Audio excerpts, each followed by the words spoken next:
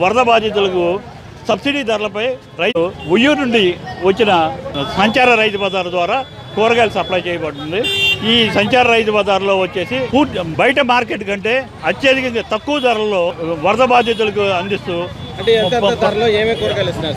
ఒక ప్రతిదీ కూడా 10 రూపాయలే కేజీ 10 రూపాయలు. టమాటా 10 రూపాయలు, వంకాయ 10 రూపాయలు, బెండకాయ 10 రూపాయలు, మిర్చి 5 రూపాయలు, అలా ప్రతిదీ కూడా 10 రూపాయలు 5 రూపాయలు మధ్యన కూరగాయలు వీళ్ళకి వరద బాధితులకు అందించడం జరుగుతుంది మా వ్యవసాయ మార్కెటింగ్ శాఖ ద్వారా. ఇది ప్రస్తుతం ఈ రోజు ఈ సింగనగర్ ఏరియాలో ఏర్పాటు చేయడం జరిగిందండి. ఇది ఈ సంచార రైతు బజార్ వచ్చేసి ఉయ్యూరు నుంచి వచ్చి ఇక్కడ ఏర్పాటు చేసి అన్ని సౌకర్యాలు ఏర్పాటు చేసింది. కోర్స్ వాళ్ళ చేతనైనంత వరకు బాగా చేస్తున్నారు. బట్ డిజాస్టర్ మేనేజ్మెంట్ లో this government is doing well up to their level. ఇంతకు మించి చేయాలంటే తీసుకెళ్లి పాలు పిల్లలని తీసుకెళ్లి స్నానం చేసి ఉయ్యాలో లేరు కదా, ఎవరు పాలు ప్యాకెట్ ఇస్తారు, తాగించుకోవాల్సిన బాధ్యత తల్లిదండ్రులు. అంటే ఇప్పుడు గత గవర్నమెంట్ జగన్మోహన్ రెడ్డి గారు అంటున్నారు ఎవరికి ఏమి ఇవ్వట్లేదు, పైన మాటలు చెప్తున్నారు. అది యాక్చువల్గా వాస్తవం ఉండాలి. వాస్తవం లేకపోతే ఏమవుద్ది?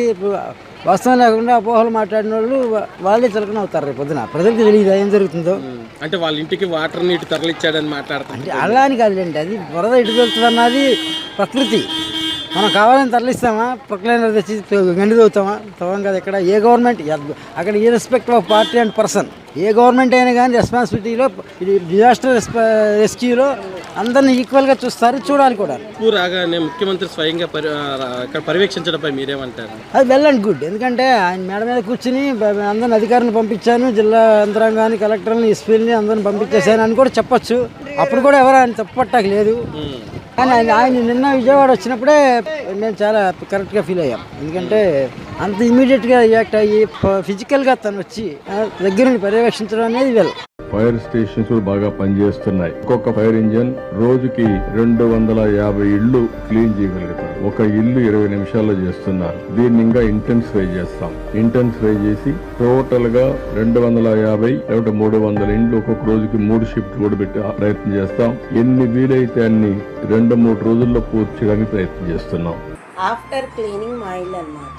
చంద్రబాబు నాయుడు గారు ఇలాంటి ఐడియా కూడా వేసి ఇళ్ళ వాళ్ళందరినీ కూడా, మునిగిపోయిన ఇళ్ళ వాళ్ళందరినీ కూడా ఆ ఇల్లు క్లీన్ చేసేలాగా ఐడియా తెచ్చుకుని మమ్మల్ని అందరినీ రక్షించడమే కాకుండా ఇంత హెల్ప్ చేసినందుకు చాలా చాలా